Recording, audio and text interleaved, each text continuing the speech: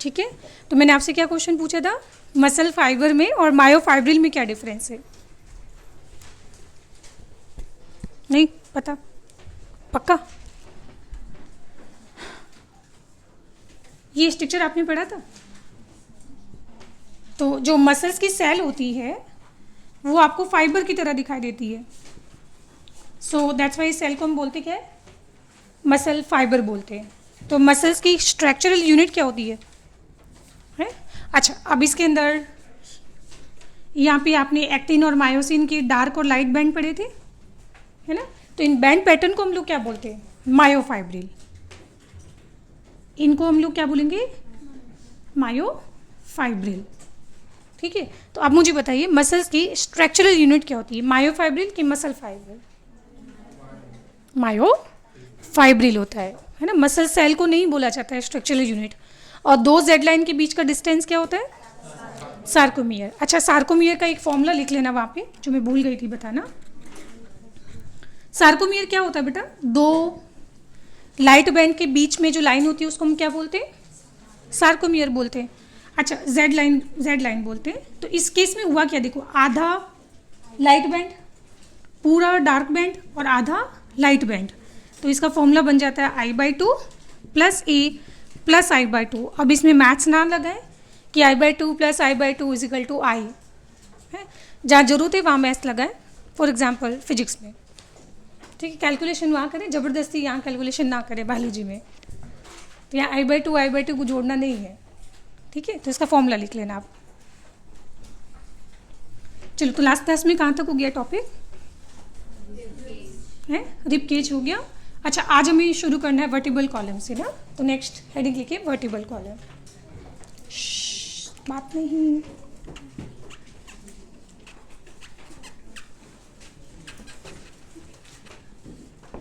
तो vertebral column जो है वो उसका काम क्या होता है?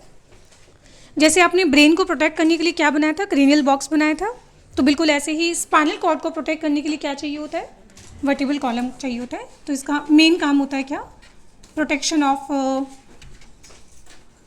ऑफ स्पाइनल कॉर्ड हो जाएगा, ठीक है?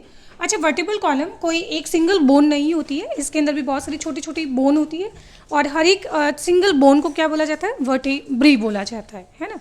अच्छा, इसमें अगर आप वर्टिबल कॉलम का अगर डायग्राम देखोगे तो ये आपको ऐसा दिखाई देता है ओवरऑल, जो आप एनसीईआरटी में भी देख सकते हो डायग्राम, ठीक है? तो इसमें देखो, यहाँ पे बहुत सारे कर्व बन रहे हैं। एक कर्व यहाँ पे बन रहा है, फिर दूसरा कर्व यहाँ पे बन रहा है, तीसरा कर्व यहाँ पे बन रहा है, एंड चौथा कर्व यहाँ पे बन रहा है। कर्व है ना, इस वाले पार्ट को क्या बोलते हैं? कर्व बोलते हैं, क्योंकि ये ऊपर नेक वाले पोर्शन में है, सो दैट्स वाई इसको बोलते हैं सर्वाइकल कर्वेचर। फिर ये यहाँ पे थोरेसिक कर्वेचर बोला जाएगा इसको, है ना? थोरेसिक नहीं आया समझ में बेटा? हमारे पास टोटल जो है 26 वर्टिब्री होती है। जो नेक वाली वर्टिब्री होती है उसको बोलते हैं क्या? सर्विक्स, है ना? Cervical vertebrae. And cervical vertebrae की टोटल संख्या कितनी होती है? 7। और 7 प्रेजेंट होना एक मेमिलियन करेक्टर है ना? तो सबसे लंबी गर्दन किसकी होती है? जिराफ की।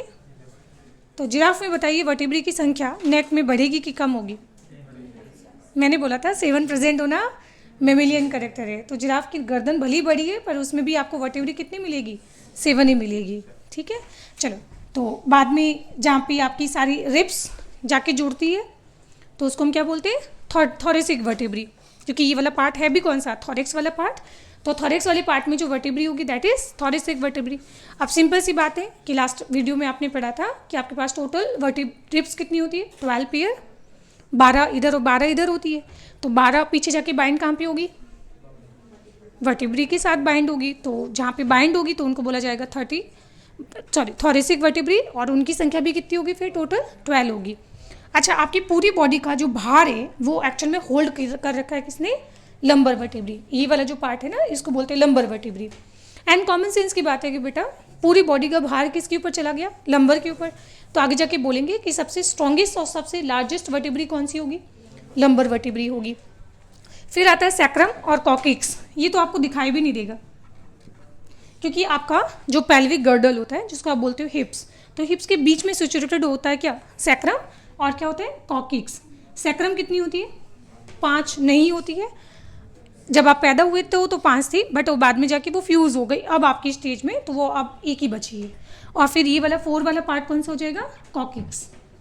और बाय द वे इनका अगर डायग्राम बनाया जाए तो वो ऐसे बनेगा।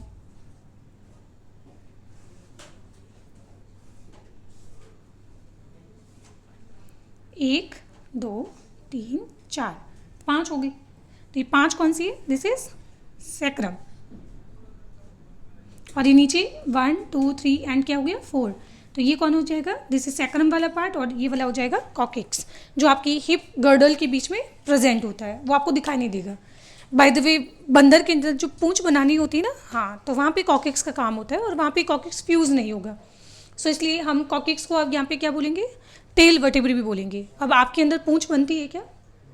एक बार देख लो, क्या पता नहीं है ना। हाँ, तो इसलिए हमारे अंदर यहाँ पे कॉकिक्स वर्टेब्री का कोई रोल है नहीं। तो अब टोटल काउंट कीजिए कितना हुआ? 7 + 12 कितना हुआ? 29, 29 + 5 24, 24 + 1 25, और 25 + 1 26। तो हम लोग बोलेंगे कि आपकी वर्टिब्रल कॉलम के अंदर टोटल नंबर ऑफ वर्टिब्री कितनी हो गई? टोटल 26 हो गई वर्टिब्री, है ना। तो सर्वाइकल के अंदर जो कर्वेचर होगा उसको बोलते हैं सर्वाइकल कर्वेचर, नेक के अंदर। और ये वाला कहाँ पे होगा? थोरेसिक के अंदर। ये वाला पार्ट कौन सा है? लंबर, तो इसको बोला जाएगा lumbar vertebrae. Oh sorry, lumbar curvature, lumbar curvature. और इसको बोला जाएगा सैक्रल कर्वेचर। तो इस तरह से हम बोलेंगे कि अब आपकी बॉडी के अंदर जो पोस्चर होता है, इस पोस्चर के अंदर टोटल कर्वेचर कितने होते हैं? 4। पर जब हम सबसे पहले ह्यूमन जब इवॉल्व हुआ था, तो ह्यूमन सबसे पहले कैसे चलता था? है 4 हाथ पैरों से चलता था। तो उसका जो नेचर था वो क्वाड्रपेडल था, है ना। तो उस टाइम ह्यूमन जो है, जैसे गाय भैंस चलती है ना, बिल्कुल वैसे चलता था। तो हमारे अंदर सिर्फ 2 ही कर्वेचर थे उस टाइम। सिर्फ आपको 2 ही कर्वेचर दिखाई देंगे, एक तो सैक्रल और दूसरा सर्वाइकल। ये वाले कर्वेचर नहीं थे। फिर धीरे धीरे ह्यूमन जो है वो इस तरह से इवोल्यूशन के दौरान जो है वो बाईपेडल हुआ, और बाईपेडल होने के साथ जो है इस तरह से कर्वेचर बना, कौन सा? थोरेसिक और लंबर कर्वेचर। और फाइनली अब हम बोलेंगे कि आपके अंदर कर्वेचर अब कितने बन गए? 4। इसलिए बेटा आपको बोला जाता है सीधे बैठने के लिए, ठीक है। हमारे दादा दादी पापा मम्मी पागल नहीं है जो आपको सीधे बैठने के लिए बोला जाता है ना। उनको आपसे कोई दुश्मनी नहीं है। वो सीधे बैठने के लिए इसलिए बोला जाता है क्योंकि जब आप बिल्कुल स्ट्रेट बैठते हो तो उस कंडीशन में आपकी वर्टिब्री का जो पोस्चर है वो ये वाला बनता है, और उस केस में फिर स्पाइनल कॉर्ड जो है एकदम स्ट्रेट हो जाती है। जब आप बैंड होके यूं करके बैठते हो तो उस कंडीशन में परेशानी क्या होती है कि वर्टिब्री जब टिल्ट होती है तो उसके साथ बेटा स्पाइनल कॉर्ड के ऊपर भी प्रेशर डेवलप होता है ना। तो इसलिए हमेशा पोस्चर क्या मेंटेन रखना चाहिए? सीधा बैठना चाहिए। पर आप तो सोचोगे मैडम लंबे समय तक तो हम नहीं बैठ सकते क्योंकि हमारी बैक एक होने लगती है, दुखने लगती है ना। नहीं बेटा, क्योंकि आपकी मसल्स वीक है, इसलिए आप सीधे बैठना शुरू करो। आपकी बैक की मसल्स जो है बहुत अच्छी स्ट्रांग हो जाएगी, और स्ट्रांग हो जाने के बाद आप थकोगे नहीं बैठने में, ठीक है। सीधे बैठे, बस ज्ञान ना दे मुझे, मेरे पास ऑलरेडी बहुत है। इधर आ जाए। तो अब बात करते हैं छोटे बच्चे से। तो छोटा बच्चा जब पैदा होता है, पैदा होने के साथ उसमें थोरेसिक वर्टिब्री और सैक्रल वर्टिब्री ऑलरेडी प्रेजेंट होती है। थोरेसिक वर्टिब्री और, है ना, सैक्रल वर्टिब्री ऑलरेडी उसमें पहले से प्रेजेंट होती है।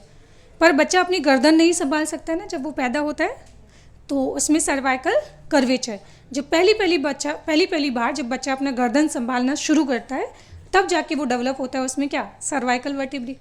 अब जब बच्चा 4-5 महीने का हो गया, अभी तक वो बैठ नहीं पाता है ना। क्यों नहीं बैठ पा रहा है? क्योंकि इसमें अभी तक लंबर कर्वेचर नहीं बना है। जब पहली बार बच्चा पैदा होने के बाद बैठना जब सीखता है तो उसमें क्या डेवलप होता है? फिर लंबर वर्टिब्री डेवलप होती है और लंबर कर्वेचर डेवलप होता है, ठीक है। तो ये लिखना कि बच्चा जब गर्दन संभालना सीखता है और जब बच्चा बैठना सीखता है तब जाके इसमें 2 और कर्वेचर डेवलप हो जाते हैं, ठीक है। जो इधर वाले लिखे हैं वो तो डेवलप करने पड़ते हैं और उधर वाले ऑलरेडी डेवलप्ड होते हैं, ठीक है। चलो शुरू करते हैं अब यहाँ पे वर्टिब्री के बारे में। ओहो, ये डायग्राम नहीं मिटाना था। चलो शुरू करते हैं यहाँ से। तो इसके अंदर जो सबसे पहले याद रखना, जो C1 होता है उसको बोलते हैं हम एटलस, और जो C2 होगा उसको बोलते हैं हम क्या? एक्सिस। और ध्यान रखना कि टोटल जो 7 वर्टिब्री होती है, ये 7 प्रेजेंट होना क्या हो जाएगा, एक है मेमिलियन करेक्टर हो जाएगा। तो अगर आपको कोई स्केलेटन मिला है, कोई फॉसिल मिला है, और उस फॉसिल के अंदर अगर उसमें 7 वर्टिब्री अगर नहीं है सर्वाइकल, तो सिंपल सी बात है वो मैमल्स नहीं होगा। फिर अगर 7 है तो क्या होगी, मतलब वो मैमल्स है, किसी मैमल्स का स्केलेटन मिला है आपको, राइट। अच्छा, सर्वाइकल वर्टिब्री जो है वो एक्चुअल में बनाता क्या है, हमारा गर्दन बनाता है, नेक। अब आप कॉमन सेंस यूज़ कीजिए, इन सब में सबसे छोटी वर्टिब्री कौन सी होनी चाहिए, सर्वाइकल वर्टिब्री। नेक कितनी सी होती है, छोटी सी, है ना। तो सबसे स्मॉल साइज की होती है वर्टिब्री कौन, सर्वाइकल वर्टिब्री। तो इतनी बातें थी किसके बारे में। अच्छा, अब इसमें हमें पढ़ना होगा एटलस और एक्सिस, ये इंपॉर्टेंट है। तो जैसे मान लो कि ये आपका स्कल है,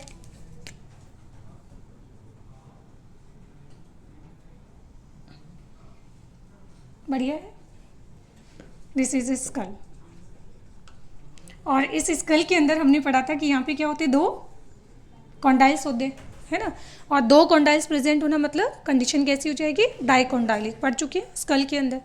और ऐसा कहाँ कहाँ मिलता है आपको, फ्रॉग और मैमल्स में, मतलब एम्फीबियंस और मैमल्स में। बाकी फिश, बर्ड और रेप्टाइल्स के अंदर आपको मिलेगा क्या। तो इसलिए आपको याद नहीं है, जैसे आप किसी बर्ड के पास जाते हो तो बर्ड अपनी गर्दन जो है ऑलमोस्ट पूरी घुमा लेती है पीछे। क्यों घुमा पाती है, क्योंकि उसमें एक ही कॉन्डाइल्स होता है। तो एक सिंगल कॉन्डाइल होने की वजह से उसके ऊपर जो स्कल है उसका मूवमेंट ज़्यादा पॉसिबल हो पाता है।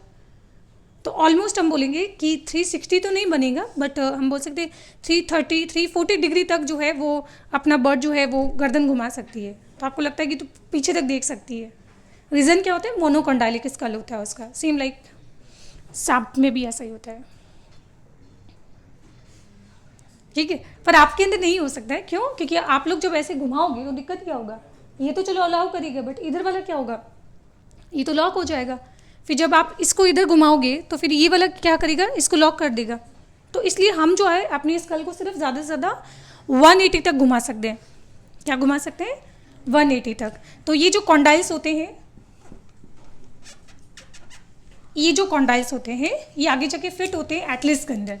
तो एटलिस के अंदर क्या प्रेजेंट होंगे, इसमें प्रेजेंट होते हैं कॉन्डाइलिक फैसेट। तो ये वाला जो पार्ट है, दिस इज कॉन्डाइलिक फैसेट्स इसमें प्रेजेंट होते हैं। तो बताइए ये बोन कौन सी है, ये वाली कॉन्डाइल्स कहाँ प्रेजेंट होते हैं, हाँ, तो ये बोन कौन सी हो जाएगी, दिस इज ऑसिपिटल बोन हो जाएगी। तो इनके बीच में जो जॉइंट बनता है उसको बोलते क्या है, यस जॉइंट, क्या बोलते हैं इसको, हाँ। तो इन दोनों के बीच में जो जॉइंट बनता है दैट इज यस जॉइंट, या फिर आप बोल सकते हो कॉन्डाइलिक जॉइंट। इतना समझ आ गया, ठीक है। अब जरा देखिए, एटलस तो पढ़ लिया, अब जरा एक्सिस को ध्यान से देखिए। मैं ऐसा ही बनाऊंगी डायग्राम, क्योंकि एग्जाम में नहीं आएगा बेटा, परेशान नहीं होना। मान लो कि अब ये कौन है, एक्सिस हो गया। बाय द वे साइकिल चलाई है आपने, है, स्कूटी छोड़ो, साइकिल तो सब अफोर्ड कर सकते हैं ना, तो अफोर्ड की बातें करते हैं। तो साइकिल के बीच में क्या होता है, जहाँ पे सारी तार जो है वो जुड़ते हैं, जिसको हम क्या बोलते हैं, एक्सिस। तो एक्सिस का मतलब ही क्या होता है, जिसके चारों तरफ पूरा पहिया घूमता है। तो एग्जैक्टली यहाँ पे बोन का नाम भी क्या रखा गया है, एक्सिस रखा गया। क्यों, क्योंकि इसी के चारों तरफ तो हमारा पूरा स्कल जो है वो इस तरह से घूमता है ना। तो ये जो इनके बीच में, तो एक्चुअल में अगर इसका स्ट्रक्चर देखोगे तो ये जो एटलस होता है ये आपको स्ट्रक्चर रिंग लाइक दिखाई देगा, रिंग की तरह। और नीचे जो एक्सिस होगा, इस एक्सिस के अंदर आपको एक थंब लाइक प्रोजेक्शन दिखाई देगा, जिसको बोलते हैं क्या बोलते हैं, मुझे याद आ जाएगा, ठीक है। इनके बीच में बनता है पाइवट जॉइंट। तो ये कौन है, एटलस हो गया, ये बोन कौन सी है, एक्सिस हो गया, और इसके अंदर ये आपको कॉन्डाइलिक नहीं, इसको बोलते हैं ऑडेंटॉइड प्रोसेस, ठीक है। तो ये ऑडेंटॉइड प्रोसेस देखो इसके अंदर जाके इस तरह से फिट हो जाता है। तो इसके बीच में जो जॉइंट बनता है इसको बोलते हैं पाइवट जॉइंट। क्या बोलते हैं, तो ये वाला जो जॉइंट है नो जॉइंट। कौन सा जॉइंट, नो जॉइंट। तो नो जॉइंट किसके बीच में बन रहा है, एटलस और एक्सिस के बीच में बन रहा है। तो यहाँ पे एक्सिस के अंदर क्या प्रेजेंट होगा, बोलो, एक्सिस के अंदर इस तरह से ये प्रेजेंट होता है, कौन सा, ऑडेंटॉइड प्रोसेस प्रेजेंट होगा। प्रोसेस मतलब आउटग्रोथ, तो इस तरह से ऑर्डेंटॉइड फॉसा कहाँ प्रेजेंट होगा? एटलस के अंदर होगा। ये C1 है बेटा और ये C2 है, ठीक है। तो ये क्या हो जाएगा? This is odontoid fossa. तो क्या मैं ऐसा बोल सकती हूँ कि एटलस में तो सिर्फ फॉसा ही फॉसा प्रेजेंट है, कैविटी ही कैविटी है, इसकी आउटग्रोथ इसकी कैविटी में फिट हो रही है, इसकी आउटग्रोथ इस कैविटी में फिट हो रही है ना। तो इनके बीच में यहाँ पे एटलस और एक्सिस के बीच में जो जॉइंट बनेगा that is the no joint. और इस जॉइंट को आगे जाके हम नाम क्या देंगे? पाइवोट जॉइंट नाम देने वाले, ठीक है। चलो कोई परेशानी इसमें? तो बस आपको C1 C2 के बारे में पढ़ना है और ज़्यादा कुछ नहीं पढ़ना है, ठीक है। तो इतना आप जॉइंट्स के बारे में याद रखना है, ठीक है। और यहाँ पे लिख लेना कि एटलस जो है वो आपको यहाँ पे रिंग लाइक दिखाई देगा, वर्टिब्री, रिंग लाइक वर्टिब्री दिखाई देती है, ठीक है। चलो नेक्स्ट हम बात करते हैं। यहाँ पे एक वर्टिब्री का हम टिपिकल वर्टिब्री का डायग्राम बनाएंगे, जो आप मान सकते हो लंबर का होगा, क्योंकि मैंने आपको बोला था कि हमारी पूरी बॉडी का होल वेट कौन होल्ड कर रहा है? लंबर होल्ड करेगा। तो सबसे स्ट्रॉन्गेस्ट एंड सबसे लार्जेस्ट वर्टिब्री फिर किसको होना चाहिए? है लंबर वर्टिब्री होती है, वर्टिब्री, ठीक है। अच्छा, यहाँ पे कौन आके आर्टिकुलेट होता है? यहाँ पे आके रिब्स आर्टिकुलेट होता है, एंड आर्टिकुलेट मतलब जॉइंट्स बनाता है। और सिंस आपके पास रिब्स भी कितनी 12, तो थोरेसिक वर्टिब्री कितनी होगी? 12। गोरिल्ला में कितनी होती है? गोरिल्ला में टोटल 13 पेयर होते हैं रिब्स के, तो उसमें फिर टी भी कितना होगा? 13 होगा।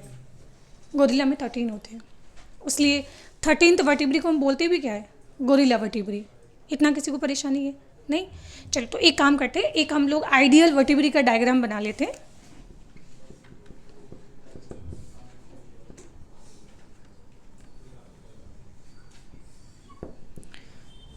तो आइडियल वर्टिब्री को अब हम ऐसे ऊपर से देखने वाले हैं। कैसे? तो ऊपर से देखने पर वर्टिब्री के अंदर आपको इस तरह से कंडीशन दिखाई देगी। अब ये तो इसका पूरा बॉडी हो गया, ये इसका क्या हो गया? बॉडी हो गया। और इस बॉडी को हम बोलते क्या है? सेंट्रम। क्या बोलेंगे? सेंट्रम। अब कॉमन सेंस की बात है कि वर्टिब्रल कॉलम के एग्जैक्टली बीच में क्या होता है? स्पाइनल कॉर्ड होता है ना। तो वर्टिब्री बताओ बीच में से होलो होगा कि पूरा कंप्लीट सॉलिड होगा? होलो होगा।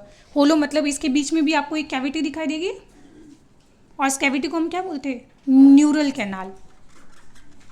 Neural canal. और इस न्यूरल कैनाल के अंदर कौन प्रेजेंट होगा? यहाँ पे प्रेजेंट होगा स्पाइनल कॉर्ड। यहाँ तक किसी को परेशानी नहीं? अच्छा, अब दो जो वर्टिब्री होती है बेटा, वर्टिब्री क्या होती है? बोन्स होता है। वर्टिब्रल डिस्क होती है ना, वर्टिब्री या वर्टिब्रल डिस्क।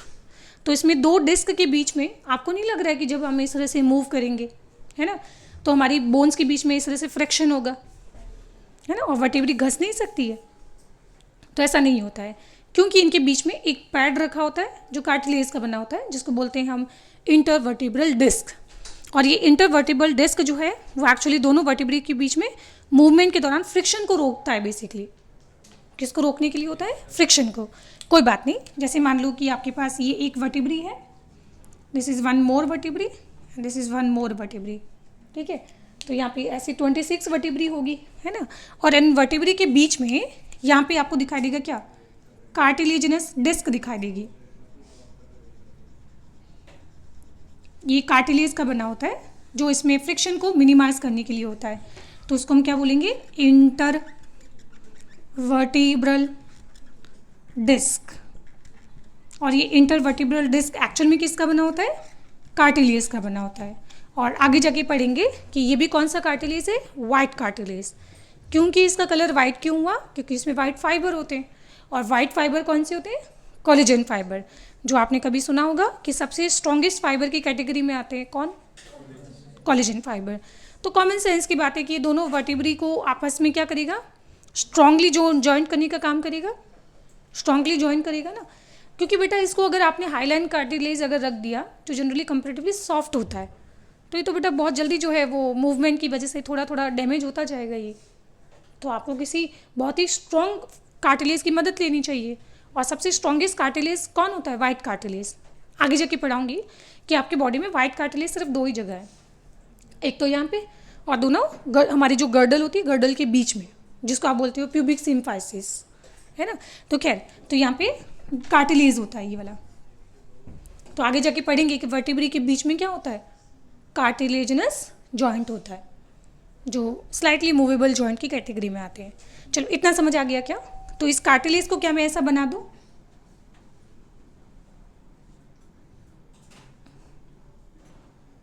तो ये कार्टिलेज जो है इस तरह से अरेंज्ड होता है यहाँ पे।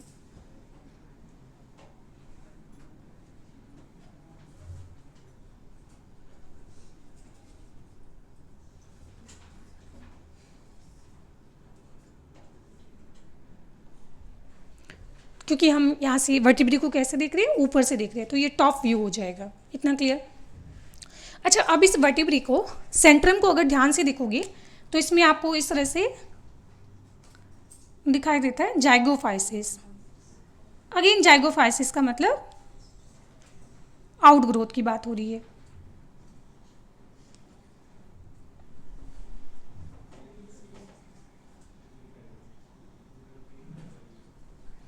तो इसमें बताइए मैंने टोटल जाइगोफाइसिस कितने बनाए, 1 2 3 4 और 5, 7 होते हैं। क्योंकि ये 2D डायग्राम है, 2 आपको नहीं दिख रहे होंगे, ठीक है, अभी दिखेंगे, देखो रुक जाओ। आप सभी लोग अपनी स्पाइनल कॉर्ड को नहीं, वर्टिब्रल कॉलम को पीछे से टच कीजिए, तो आपको नहीं लग रहा है कि पीछे कुछ कांटे जैसा स्ट्रक्चर है, कांटा कांटा लग रहा है कुछ, नहीं। तो ये कांटे जैसा स्ट्रक्चर जो है इसको क्या मैंने आपसे पूछा है क्या कुछ, चुप रहो, कहाँ लग रहा है, तुम्हें नहीं मिलेगा, इसको पकड़ो, या किसी बहुत पतले आदमी को पकड़ो, उसके बिल्कुल आराम से दिखेगा। बस बस बस, बाद में इधर देखिए, ओए, तो इसको हम क्या बोलेंगे, न्यूरल स्पाइन बोलते हैं। न्यूरल स्पाइन या फिर न्यूरल जाइगोफाइसिस भी बोल सकते हो, या इसको आप बोल दीजिए जाइगोफाइसिस। इसका काम होता है बेटा, आपकी जो पीठ की जितनी भी सारी मसल्स है ना, वो सारी मसल्स यहाँ जाके जुड़ती है वर्टिब्री के साथ। तो यहाँ पे ये न्यूरल स्पाइन का काम क्या होता है, यहाँ पे अटैचमेंट ऑफ मसल्स, और शायद कुछ जगह लिगामेंट भी लिखा होगा, एक ही बात है, क्योंकि बोन्स को जोड़ता कौन है, लिगामेंट, या टेंडन भी लिखा होगा, क्योंकि बोन और मसल्स को कौन जोड़ता है, टेंडन, ठीक है। तो यहाँ तक किसी को परेशानी, ये एक ही होता है। अच्छा, अब इसके अंदर यहाँ पे इसको बोलते हैं सुपीरियर जाइगोफाइसिस, जिसको मैं अलग कलर से बनाती हूँ, ये ग्रीन कलर, ये सुपीरियर जाइगोफाइसिस है, and this is inferior zygapophysis. Superior क्योंकि ऊपर है, जाइगोफाइसिस, और नीचे वाला हो जाएगा कौन सा, दिस इज भैया क्लास डिस्टर्ब नहीं करें, आपको क्या बोलूँ मैं, जाइगोफाइसिस। अब इनका काम क्या होता है, आपको नहीं लगता है कि बेटा जैसे मान लो आपने 26 ब्रिक होती है, ईंट है, एक के ऊपर एक आपने रख दी, बीच में आपने लगा दिया सीमेंट मतलब वही इंटर वर्टिब्रल डिस्क हो गया जो कार्टिलेज का बना हुआ है। पर अगर मान लो जोर से अगर उसको मारा जाए तो आपको नहीं लगता है कि वो 26 ईंटों का जो ढेर है वो तो गिर सकता है? तो आपको ऐसा क्यों नहीं लगता है कि जब हम ऐसे बैंड होते हैं तो वर्टिब्री एक दूसरे के साथ अलग हो गई, पर ऐसा नहीं होता है। तो इसमें देखो, ये मान लो कि आपके पास क्या है, वर्टिब्री हो गई, तो इस वर्टिब्री के अंदर 2 जाइगोफाइसिस ऊपर की तरफ होते हैं जिनको बोलते हैं सुपीरियर जाइगोफाइसिस, जो यहाँ से निकलते हैं एग्जैक्टली सुपीरियर जाइगोफाइसिस, और 2 इसके नीचे से निकलते हैं जिनको बोलते हैं इन्फीरियर जाइगोफाइसिस। सेम लाइक नीचे वाली वर्टिब्री पे आ जाओ, तो नीचे वाली वर्टिब्री का ये कौन है, सुपीरियर जाइगोफाइसिस, और ये वाला क्या हो जाएगा, इन्फीरियर जाइगोफाइसिस। तो सुपीरियर कितने होते हैं, 2, इन्फीरियर कितने होते हैं, 2। अब जरा ध्यान से देखो, ये ऊपर वाली वर्टिब्री के नीचे वाले इन्फीरियर जाइगोफाइसिस है, नीचे वाली वर्टिब्री के ये ऊपर वाले सुपीरियर जाइगोफाइसिस है। ये दोनों एक दूसरे के साथ क्या होते हैं, इस तरह से जॉइंट हो जाते हैं, दिखाई दे रहा है, और फिर हमारी वर्टिब्री इस तरह से मूव करती है, ठीक है। तो हमारी 2 वर्टिब्री आपस में किससे जुड़ी होती है, ऊपर वाली वर्टिब्री के नीचे वाली इंफीरियर जाइगोफाइसिस से और नीचे वाली वर्टिब्री के ऊपर वाली सुपीरियर जाइगोफाइसिस के साथ क्या होती है, इस तरह से जॉइंट बनाती है। और क्योंकि इसमें मूवमेंट स्लाइड अलाउ है ना, ये वाला मूवमेंट, ठीक है, बैंड होना वापस सीधा होना, फिर बैंड होना फिर सीधा होना, तो ये वाला जॉइंट कौन सा हो जाएगा, दिस इज स्लाइडिंग, या फिर इसको बोलेंगे ग्लाइडिंग जॉइंट बोला जाएगा, जो किसके बीच में बनता है, जाइगोफाइसिस के बीच में बनता है। नहीं आया समझ में, चलो एक डायग्राम बना रही हूँ, एक और बनाऊंगी। देखो इसके ये जाइगोफाइसिस कौन से हो गए, ऊपर वाले सुपीरियर जाइगोफाइसिस, ये नीचे वाले कौन से हो गए, इंफीरियर जाइगोफाइसिस। फिर एक और वर्टिब्री बनाते, इस वाली वर्टिब्री के ये क्या है, सुपीरियर जाइगोफाइसिस है, और ये वाली क्या है इसके, इंफीरियर जाइगोफाइसिस है। तो आप समझ रहे हो, एक वर्टिब्री के नीचे वाला इंफीरियर जाइगोफाइसिस अगली वाली वर्टिब्री के सुपीरियर जाइगोफाइसिस के साथ क्या करेगा, जॉइंट बनाता है ना। और आगे जाके इन जॉइंट्स को हम लोग क्या बोलेंगे, स्लाइडिंग जॉइंट या फिर ग्लाइडिंग जॉइंट, इसको बोला जाता है ग्लाइडिंग जॉइंट।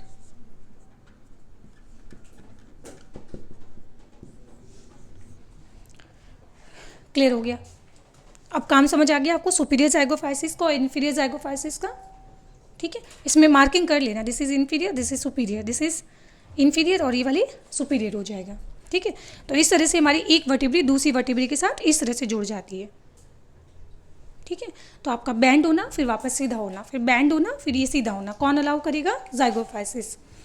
अच्छा अब मुझे बताओ कि यहाँ पे रिप्स आके जुड़ती है, तो कहीं तो जाके जुड़ेगी।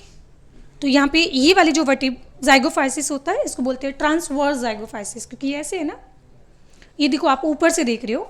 अब मैं आपको फाइनली डायग्राम दिखाती हूँ। जैसे इसका बॉडी हो गया सेंट्रम, ये इसका बॉडी क्या हो गया, सेंट्रम हो गया।